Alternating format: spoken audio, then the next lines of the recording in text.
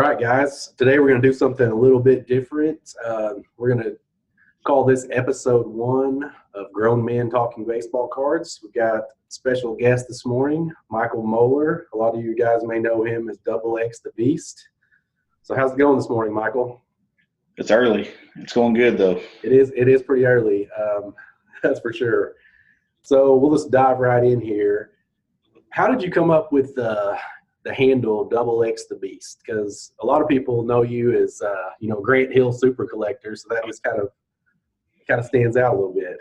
Right. So I don't know. It's probably 2001, 2002, maybe. When I really got back into collecting cards big time. All I cared about collecting at that time was the old school baseball guys from the 20s, 30s, teens, through that era, and of course Jimmy Foxx was the guy I kind of collected during that time for a while. I had one or two cut autos of him, a ton of cut autos of other guys, but so I just combined his two nicknames, obviously Double X and the Beast at that time, and it worked well. I've been asked that quite a few times over the years, over the last 16, 17 years probably, and yeah. I've had people think maybe I was addicted to adult movies or something like that, but right. It's nothing like that. I promise. It's just Jimmy Foxx's nickname. That's really it. And anybody out there that doesn't know who Jimmy Foxx is, definitely look him up. Absolutely. It's definitely important if you're a collector to know the history of him. Home run hitters of that era by far. Absolutely. Yep. So we'll kind of go back in time a little bit. So what are some of the best cards that you've ever pulled from a pack? If you could. Oh man, I know there's been a lot. I've actually witnessed quite a few of them. Some of the ones that stick out in my mind for sure are the ones from the 90s packs, basketball cards. The 97, 98 Metal Universe box that I opened, pack number 1, just right off the bat, pulled a Chemo Olajuwon PMG Red. That was just, 5-6 years ago. Kind of took the edge off, of that box right away, because those boxes, pretty big one, yeah. Boxes are very expensive. That one, probably maybe the longest odds I've ever hit. That it doesn't equal to maybe the most expensive card, but I hit the 98, 99 Top Series 2. I hit a red label, gold label, Topps gold label, red label Michael Jordan. It's numbered 100. At that time, I think it brought maybe $1,500. It was a BGS 9 and was the highest graded at that time. There was no other BGS 9 or higher or PSA 9s or higher. I know there's some 9.5s now, BGS, but that was a big card. I can't remember the exact odds, but it was something like 1 in 5,700 just to get any player, and there's 10 players in the set. So essentially you're looking at 1 in 57,000 packs to even have a shot at getting one of Jordan. So that was a big pull. And then back when I used to, do a lot of the prospecting with Bowman Chrome, I hit quite a few big cards. Probably the best card I hit, besides some super refractors and things like that, but right at release of 2013 Bowman, hit the Correa orange refractor auto at that time. That was a big one. You were there. I think you were asleep when I pulled it, but yeah, we had busted cases basically all night long. I had decided to take a nap, and when I woke up, I saw this orange Correa auto. That was pretty nice to see. So that's probably some of my more memorable hits. I've hit probably the best, not really one single hit, but the best box I've ever opened was the hot box of 97, 98 Flair Showcase. I was actually on the phone with you. I think I called you while I was opening it, because pack number 1, I hit a Clyde Drexler Legacy, like a row 3 Legacy. It's numbered 100. I was thrilled with that one hit. They're not easy to hit. Pack 2, pack 3, they kept coming, and I think when the damage was all the way done, I pulled 16 row zeros. They're very numbered from 250, 500, 750, depending on the player, and I hit 8 legacies: Drexler, Rodman, Shaq, and of course Kobe. were the 4 Hall of Famers that were of the 8. And then the other players were like Joe Smith and, nobody good, crazy good, but still just to hit a box like that is that almost supersedes any single pull you can ever do. That's pretty unbelievable. I must say that I always hate opening boxes with you because I'm the opposite. Like I've never had really great luck like that. And I can remember during that time period when you were busting so many like 90s basketball boxes, just some of the hot streaks that you were on back during that time. Absolutely. Yeah. A lot of really cool stuff. Several PMGs, the Jambalaya of Eddie Jones. Unfortunately, it was Eddie Jones. Just different things like that. And while we're on this, and you're talking about how bad your luck was and how good mine was, do you remember when we had the 5 cases, I believe it was, of 2013 Bowman, and we drew numbers to see who got which case? Of course, I remember. I don't remember exactly what your best pulls were, but they weren't as good as mine because I pulled a Gregory Polanco red refractor auto and the Renato Nunez super refractor auto out of my 3 cases, and you had 2 cases. Yeah, I do remember that very well, actually.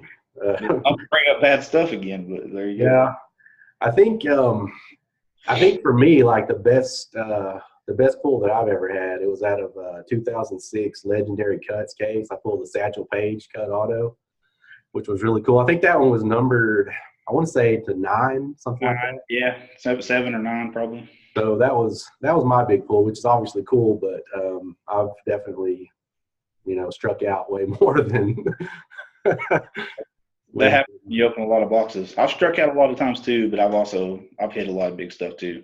Oh yeah. And that kind of leads into the next question here. Are there any cards that you had that you wished you would have held on to? Most of them. Well, most of them outside of when I was prospecting and opening a lot of Bowman Chrome, Bowman Draft.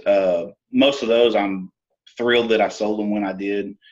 Sure. I lost on some of the big guys, and I sold some of the cheap guys for way more than they go for a year down the road.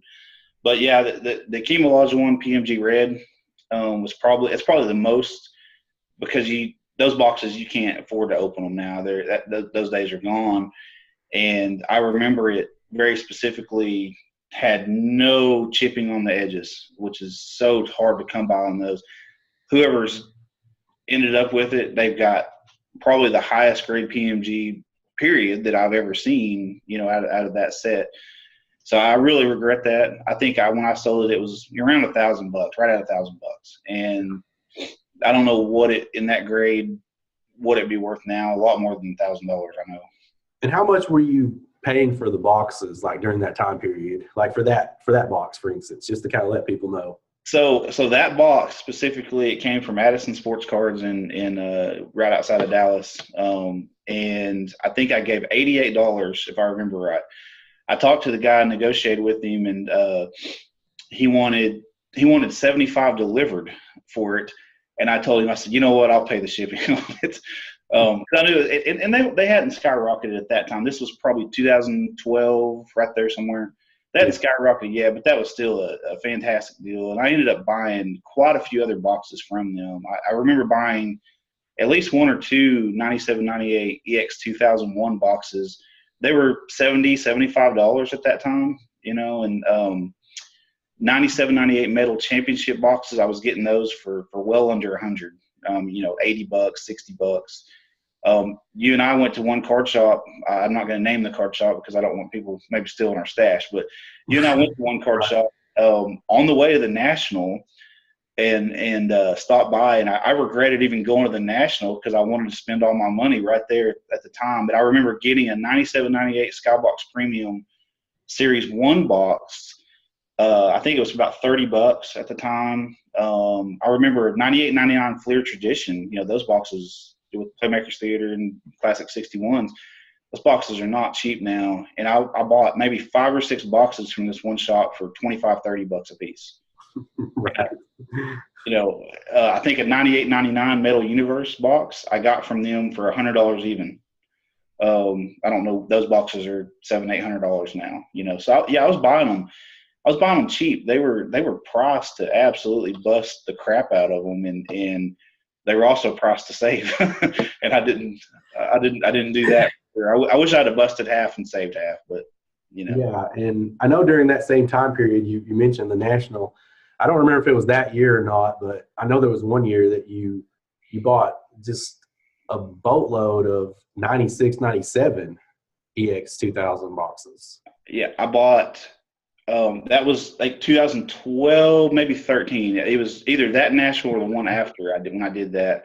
Yeah, I ended up buying 14 boxes of 96, 97 EX 2001, and I think I paid about $200 a box for those. I think all of it together cost me about $3,000. Yeah, and yeah, those boxes, I don't know what they are now. They're a lot more. Actually, and at that same National, I believe it was 2 boxes of 2003-4 Topps Chrome basketball, and they were $150-200 a box at that time.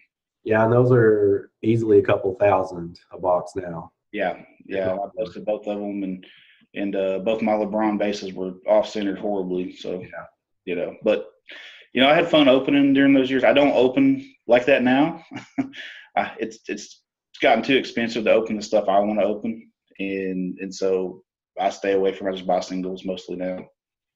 And for everybody out there, Michael and I, obviously, we've known each other for a long time. So when I was thinking of these questions, like I wrote down a couple of cards that I was gonna just ask you about, because for this question, cards you wish you would have held on to. Maybe so, maybe not. But talk a little bit about, this was a card that I believe you had when we were in college, and it was the Lynn Swann rookie. Oh, so yeah, the Lynn Swann rookie. I think I was kind of getting back into things, and this was probably in, what was that, maybe 2000, 2001, right there somewhere. Yeah. I was getting back into collecting a lot. I kind of, took a break, probably my junior and senior year of high school, and I was a freshman or sophomore in college, right there. And I see this Lynn Swann card pop up on eBay, and I thought, man, this thing is beautiful. This was before I really graded. I just thought it looked nice, and I think it was $20 or $25. So I bought it.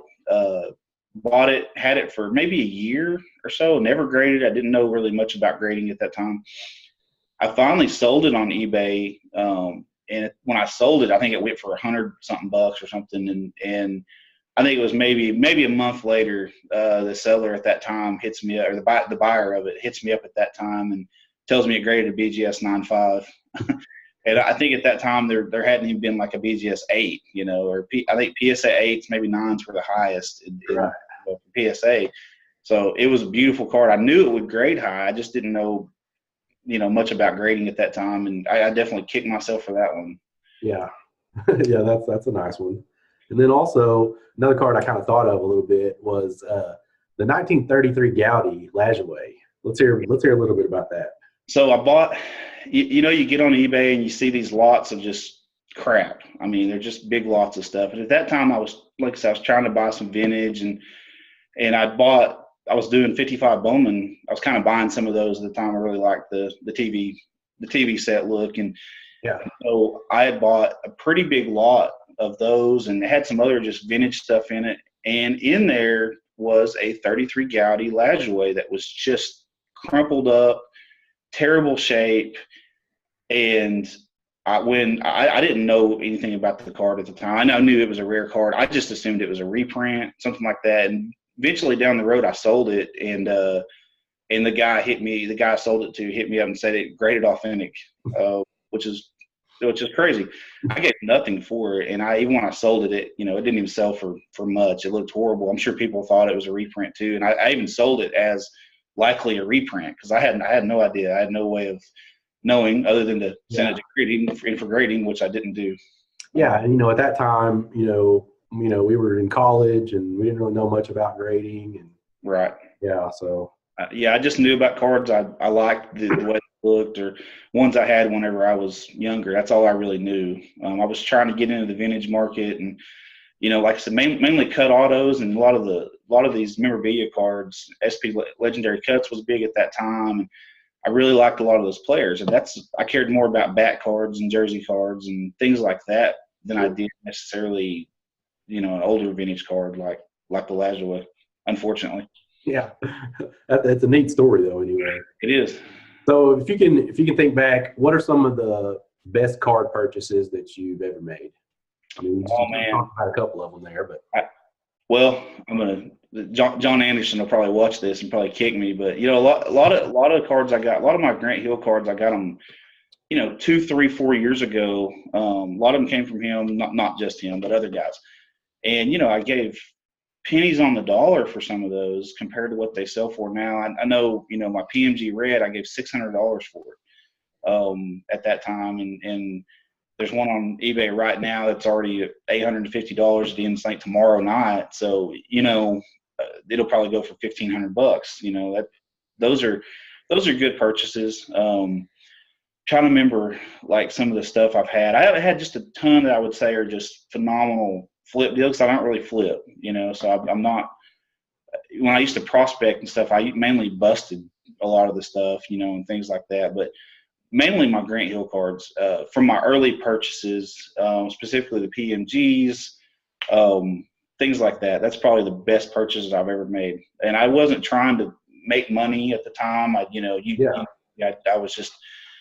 was just trying to build one hell of a collection that was very complete. And so I was buying those cards at a pretty frantic pace early on, and man, they've gone up. So that's probably my best purchase. Just my general Grant Hill collection, specifically the first 2 or 3 years of collecting it.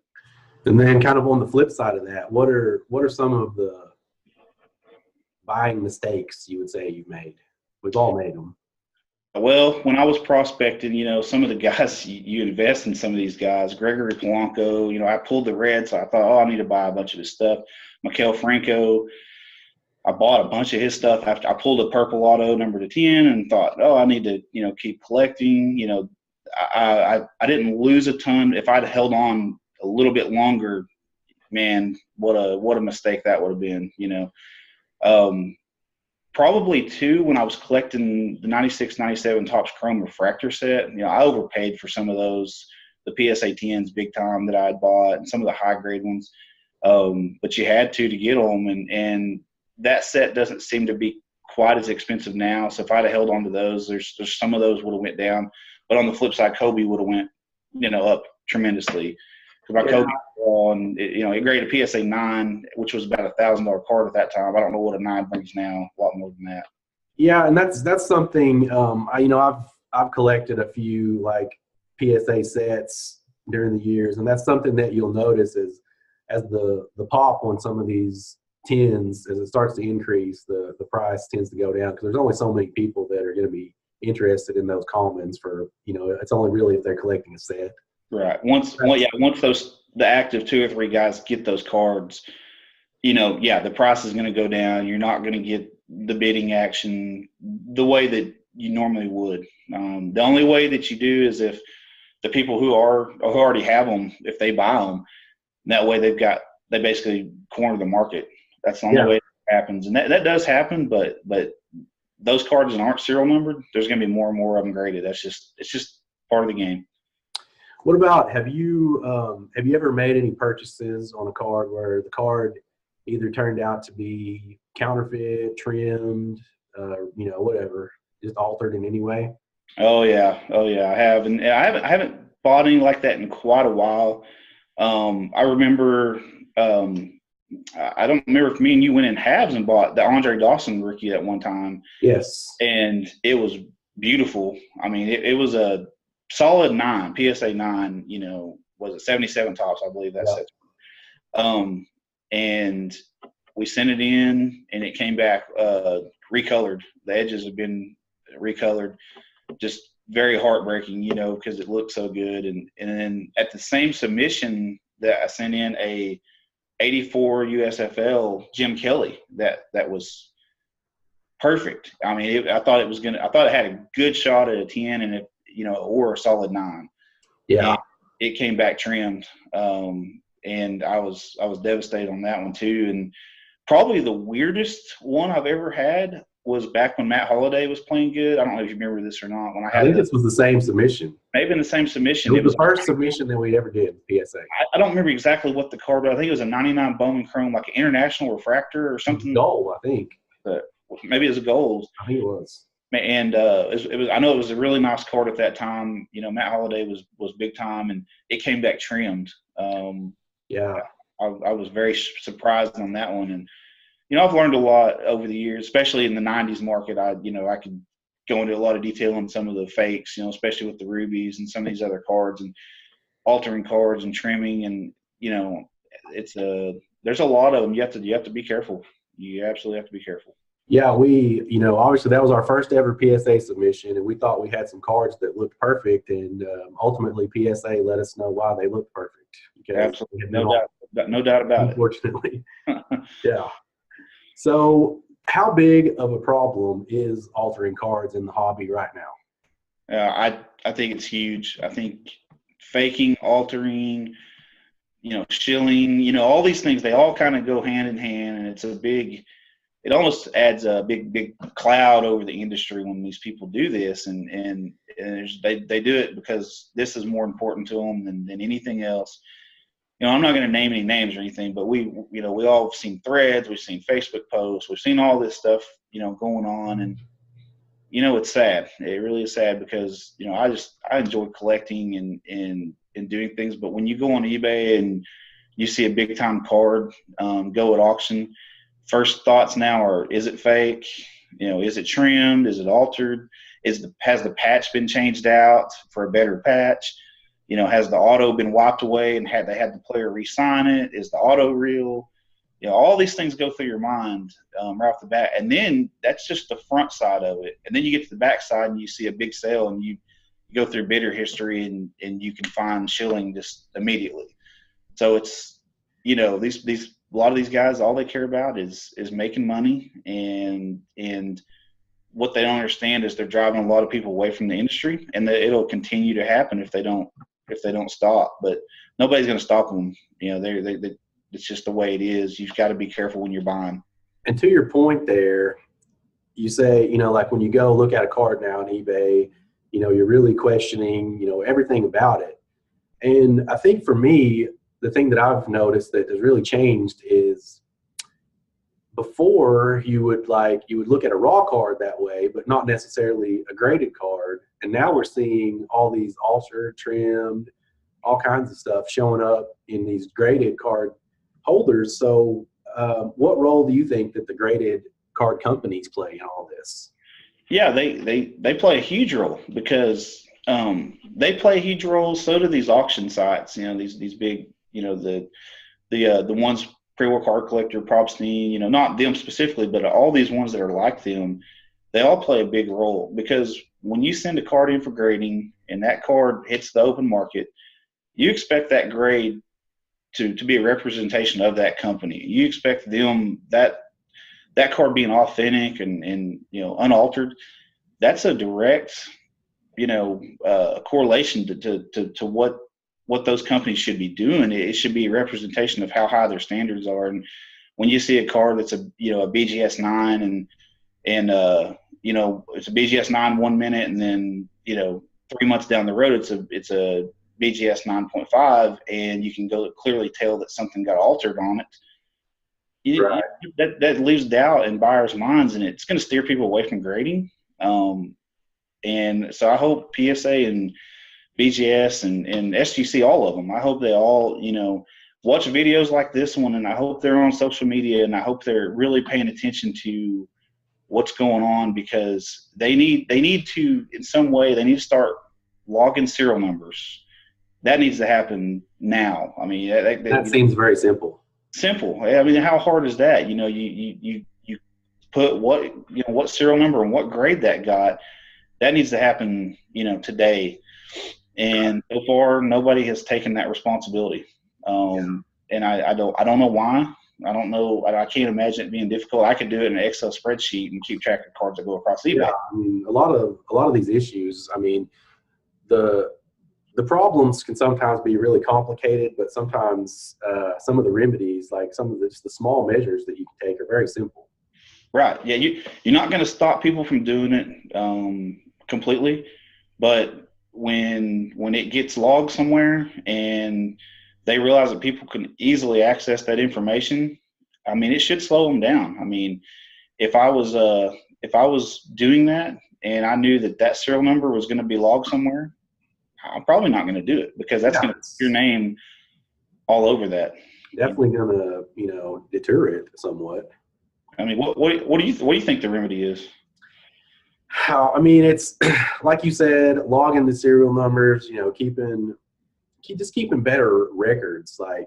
And I mean, I think the companies, like, as much as they are in competition together, I think they need to work together a little bit to, because this is a problem that it's going to affect all of the grading companies, and the more they can eliminate, the better it would be for everyone. So they kind of have to swallow their pride a little bit and communicate, work together. I mean, because yeah, you'll see a card that shows up in one holder, and then a couple months down the road it shows up in a different holder, and you can clearly tell that something has happened to the card. It's not just grading is subjective, but you can tell whenever this corner used to have white showing and now it doesn't at all. Yeah, I agree. And that's not subjective. That's just the card has changed. And the level of altering in the last probably 2-3 years has just tremendously changed. We've always seen trimmings. Guys have always done that, touching up some colors, but fixing some of these surface issues. Yeah.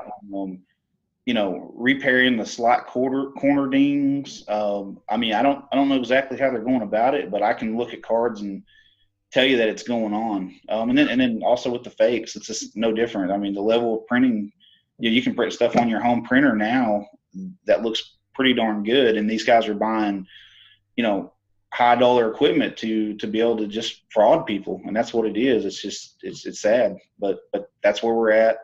That's why. We've talked about it a million times, and I've talked about it, on Cardboard Chronicles when I did that interviews. That's why these cards that we know come from packs, their pedigree, if you want to call it that, can be traced back to when it was pulled, who's owned it, when it was graded. When it was graded is very important too. All these things are very important now. Things that I would have never thought about asking somebody on eBay, hey, where did this card come from? Because I used to not really care a whole lot, but I care now. Yeah, and I mean, it makes it even more important as a collector when you purchase a card. You want to have documentation of when you bought it, where you got it, and you want to keep those records for down the road. Absolutely. You may actually need those now. Yep, I agree 100%. So you talked a little bit about social media stuff, like with your interview with Josh. So just give us like some of the pros and cons of buying cards through like Instagram, Facebook. I mean, there's really not a lot of cons as long as you're using PayPal and not paying through a gift type of friends and family. If you're doing that, yeah, you're just going to set yourself up for major failure. I'd rather add $2 or $3 in fees and pay goods and services. So make sure you do that. Anybody that's buying that, if you don't really know that person, and you hardly ever really know a person, sure. Go ahead and pay goods and services, and they say no, friends and family only, things like that. Well, walk away if you're not very comfortable doing it. Walk away, and even if you're very comfortable doing it, still step back and take a couple of thoughts about it. I've been burned a few times, and I'll see people do Facebook posts, Instagram posts where they're trying to sell things, and they'll put friends and family only or things like that. And to me, it's just a red flag. It's a huge red flag that if that person decides to rip you off, they can do it, and you have nothing. There's nothing you can do about it. Yeah, it's just he said, she said at that point. The pros are everybody's on there. I mean, everybody's posting stuff on there all the time. I see cards go across, daily, tremendous cards. lots of group breakers that are on there that you can get into just, with a Facebook message, and you're in there, and, in a matter of 30 seconds into a break if you want to. And I don't really do that much anymore like I used to, but they're definitely there and available. And I like Instagram because it's just mainly pictures, and it's just, I've got the people I follow, and it's just mainly card stuff. So I really like Instagram. I've got a lot of people that hit me up regularly, and I deal with them quite a bit. Facebook's good too. I don't like Facebook probably quite as much, except for there are more people on Facebook. So it's a trade-off, but both of them are excellent. They're better than eBay because you don't have to worry about shilling. I mean, you just deal with that person very directly without, eBay being in the middle of it, watching your messages and things like that. It's very direct. Hey, I want $20 for this card. Okay, well, I'll give you 15. Okay, you're done. I mean, you're done in 5 minutes. Those are the good things. Right. So what are some things that you would like to see like local card shops do to try to improve the hobby? I wish there was more of them. It's hard for them to do anything if they don't exist. For sure, they got to rotate their stock. Most of them you go into, and they're museums, not card shops. I mean, it's the same. You could go in there. I could go into a lot of them today, and I could go back a year from now, and it's going to be the same stuff that's in there. But if you go to ones that rotate regularly, you're going to go back more regularly. And yeah, you may not buy a ton of cards in there and things like that, but most of us that go into a card shop, even to see what their inventory is at, you're going to buy supplies. You're going to buy, even if you just bust a few packs or something while you're there. People are going to do that, but you got to get them in there. So I think too, one thing that we still see a lot of these old dinosaur shops that still set up from the 80s and 90s. Their prices, they don't adjust their prices. They don't even price half the stuff. I know of one that the guy has to go look on eBay at the absolute highest prices of anything you ask him. But that shop's not the only one. There's a lot of them that do that, and it's just they don't understand that using the online as a tool is huge. They need to be doing breaks. I don't care for gaming cards, but if I had a shop, I would absolutely do gaming cards. That's a huge market now. Just anything you can to get people in, and we just don't see that much anymore. Unfortunately, it's kind of a dying thing. And most shops you go to as well, no high end stuff. It's $5, $10 cards that should be $1 and $2. I mean, it's just that goes. This kind of goes back to your first point about rotating your stock. It does. The same stuff in there that you had last year, you obviously haven't had a very good year. So, you're not putting stuff in there. And it's just so odd to me because you would think that these guys would be like any other business, like when it comes to rotating their stock. I mean, you don't go anywhere, any kind of business, and see the same stuff in there that you saw a year ago. Card shops is really like one of the few things I can think of where that's even, a possibility. Yep. Card shops and museums, but museums don't have stuff for sale. Yeah, and like you said, a lot of these card shops basically work as museums. Yep. So this is kind of a funny deal. I know, I kind of talked to you a little bit before this about some of the YouTube channels and stuff like that. One of the big topics right now in the YouTube sports card community has been Harold Baines getting in the Hall of Fame. Give me your thoughts. Harold Baines should be in the Hall of okay. I mean, DHs, to me, you have to be like one of the best of all time. David Ortiz good, to get into the Hall.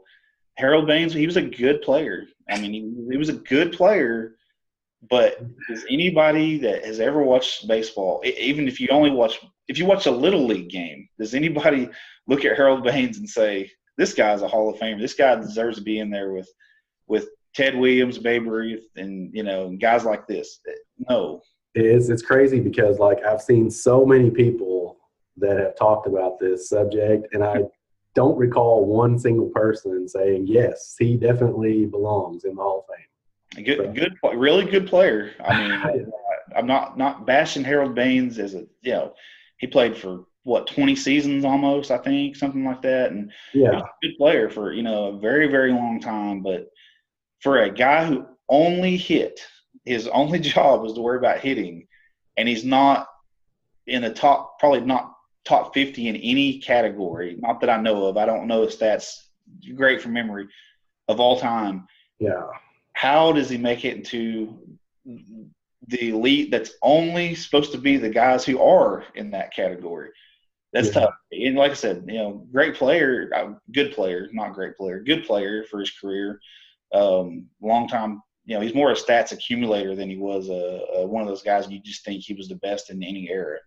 You like when you think of the best players from the 80s, like I don't think I've ever heard anybody say, "Oh, Harold Baines, he was definitely one of the best." I mean, there's some guys from that era that aren't in the Hall of Fame. Dale Murphy won 2 MVPs in that era and doesn't even really get considered. He's probably twice the player defensively, offensively is what Harold Baines was. Doesn't even get in there. I think Roger Maris won 2 MVPs. That's who I was going to bring up too. Is taking it back further, Roger Maris. I mean, good grief. Gil Hodges is not in the Hall of Fame. Guys like that. If those guys aren't in, no, Harold Baines. Sorry. Right. Yeah. No, I agree. And of course, you got the steroid era. Bonds and all these guys that. Even if Bonds if he had no cloud of steroids and maybe possibly never done them, his stats would be, way good enough to get into the Hall of Fame at that point. So it really, I think it really tarnishes the Hall of Fame when these guys get in there. There's some other guys throughout history. Bill Mazeroski, you and I have talked about him. I don't see what he had the one famous play. Was a good player for his career, not a Hall of Famer. No, not even close. I mean, that's just me. This is kind of like, this is not really card related, but just kind of tell everybody, like, what are some of your favorite sports teams from each of the major sports? So obviously got the Cardinals hat on. Andy's a Cubs guy, so we like to give each other a hard time. National League, I've always been kind of a Cardinals guy, and American League, I've always kind of went for the Rangers just because we're close to them. I watch a lot of their games on Fox Sports Southwest. They're the local coverage team. So I've always followed those two teams very closely, especially the Cardinals. Big Cardinals guy. Football, I really don't have a football team. I used to when Brett Favre played for the Packers, I was really a Packers guy, and football, fantasy football is probably in the early 2000s really ruined me from going for a team because I went for players, and that's how I am. I like, some of these individual players a lot, and not so much one team. Basketball, I'm a Thunder guy. I was a Mavericks guy, until we got the Hornets during the Hurricane Katrina years, and then that migrated over, and we stole the Thunder from the people up there in Seattle. Don't give them any ammo there. Any fuel. But yeah, I'm a Thunder guy. I live in Texas now, but I 36 years of my life lived in Oklahoma. So, that they were huge to get. And of course I'm an Oklahoma State fan, and Andy's a OU guy. We don't mention that though, but, so that's really who I go for. Probably even though I collect more basketball cards than anything, I'm more a baseball fan. Just from watching games and being a fan, I love baseball. Baseball's the greatest sport to me. If you were going to rank sports, and to me personally, and basketball is a little bit more tied into pop culture, and you see it more. And so I love basketball also. Especially the '90s and 2000s guys. Yeah, that's kind of. Who do you go for? I already mentioned a couple of them. Obviously baseball with the Cubs. WGN. So growing up, we had WGN. We had like 3 or 4 channels, right? As kids, like this was before cable. A lot of people, the younger people, are not going to understand what that's all about. But so growing up, I was a huge Chicago Bulls fan and Chicago Cubs fan, and that was, obviously it worked out great because the Bulls had Jordan. The Cubs were terrible, but they were on all the time, so I could watch them. So that became my team. Ryan Sandberg, Andre Dawson, those guys. Basketball, like I said, it was the Bulls growing up. Now I'm like, all about the Oklahoma City Thunder being here in Oklahoma City. Football, I kind of feel the way that you do about it. Like, it's really like I root for individual players. Specifically the guys that came from OU, like Baker Mayfield, soon to be Kyler Murray, Adrian Peterson, a lot of those guys. But I guess without, we don't really have like a local team. So how about Sam Bradford? Do you go for Sam Bradford? Sam Bradford has he's done tremendous for his bank account. How about Landry Jones? Do you go for him? Yeah, I'll go for Landry Jones. Who was it? He got picked up. How about Jason White? Do you go for him? Jason White, no. How about Josh Heupel? Do you go for him? Josh Heupel is a heck of a coach right now. Here, I'll give you that. UCF right there. That's right. I'll give you that. Yeah.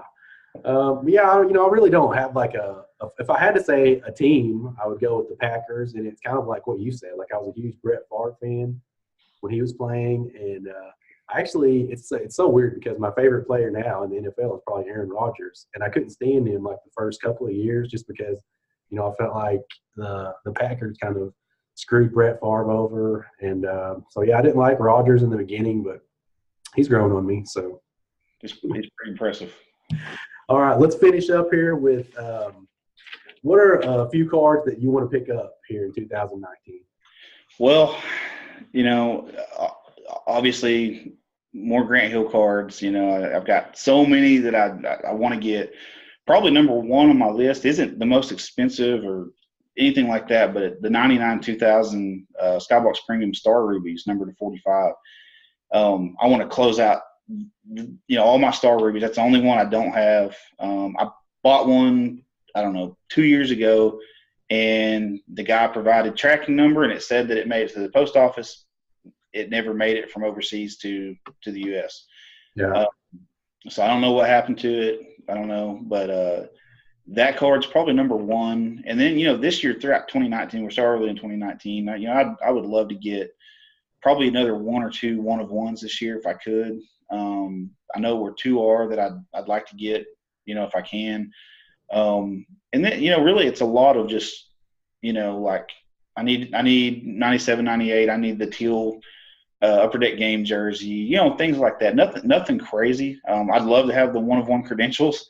Everybody knows it showed up on Blowout, last month, and I'd love to have that, but that card's worth a fortune. Apparently. Yeah. I've heard of a few offers went out at $50,000 plus. Wow. If it went eBay right now, with just the mystique of that card, all the big boys are going to go after it, and it would not surprise me a bit if it didn't go for $75,000. So that card's out of my price range. I'm not going to be able to get it. I'd have to sell everything I own, every other Grant Hill card I own, just to buy the one, which I'm not going to do that. So that something like that would be really cool. But really, I don't have anything just crazy. Other than I'm still going to try to get some sealed boxes this year. That's really what I'm going to focus on. Even when just specifically, one thing I'm going to work on starting pretty immediately. I've already started on it. Is I'm going to start buying a lot of the early or mid 90s, late 90s cards that have Grant Hill on the box. Because he's on so many. He's on probably 60 or 70 different products over the years. So I'm going to start buying some of those. Some of them are cheap. Some of them are very expensive. 97, 98 Metal Universe box.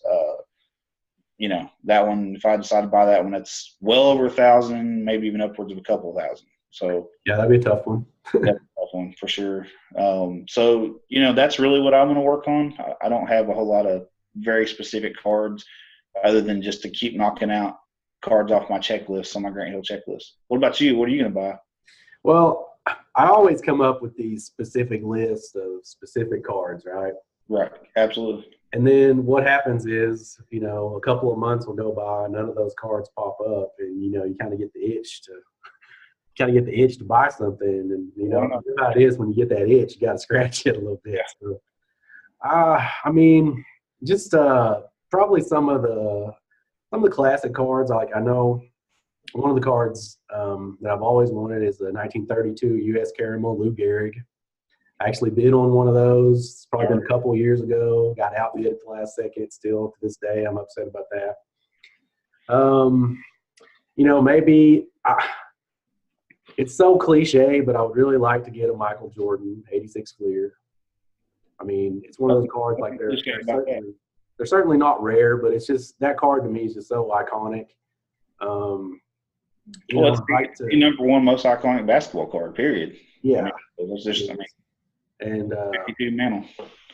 Yeah, that's yeah. I don't think I'll put that one on the list yet. Well, I'm saying the 86 Fleer Jordan is the 52 mantle. Same equivalent, I kind of missed the boat, I think, on the Greek Freak. I did, as you know, I purchased one for my brother a while back, a silver prism and a 10 for him, but I kind of missed the boat. Like those, I mean, it's already gone up. It's gone up over $1,000 of what I got his for. A Kobe refractor rookie would be nice. I'm always kind of a little bit leery about those just because of the greening.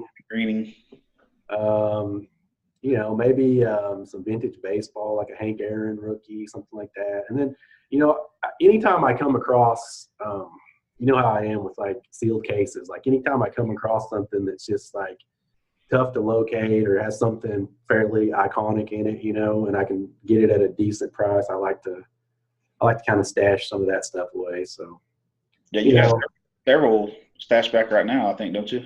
I've got a few. I've got a few sealed cases, and then a lot of loose boxes of some of the newer stuff. And that stuff, I mean, I'm not really attached to that stuff. Like I kind of use it to I use that stuff to kind of get other stuff I want. Yeah, I understand. And the sealed box game has changed a lot. Panini. Yeah, I don't know long term. We'll see how the value of all these boxes are. Some of them are going to be really high, and I think a lot of it's not going to be because of redemptions and stuff like that. So obviously the Panini points is one of the biggest issues I have with Panini. I don't like the points. I won't. You can ask me, and I'll tell the story about one of the reasons why I don't like Panini if you want to. I would love to hear this story again because going to your point about the points real fast, to me, it's like if you go into a store, like let's say you're hungry, you want to buy a bag of chips. You get outside your car, you open up the bag of chips, and inside there's no chips, but there's a redemption. It says you can get some chips later. You've already paid, but yeah, here later on down the line, we'll get you some chips. I mean, it just doesn't make any sense to me. You pay for something now, you get it then. If they don't have it, then don't advertise it. That's just kind of the way I look at it. Yep. But let's finish off with this story here because this is pretty crazy. Well, the story, some people know it, some people don't. So 2009-10 was, the first year Panini came into the basketball market. Last year, Upper Deck Tops, we were moving on, and at that time, Exquisite was really the high-end thing until 2009-10 National Treasures comes out. I wanted a case so bad. So I think a case at that time was $1,800 for a 4-box case.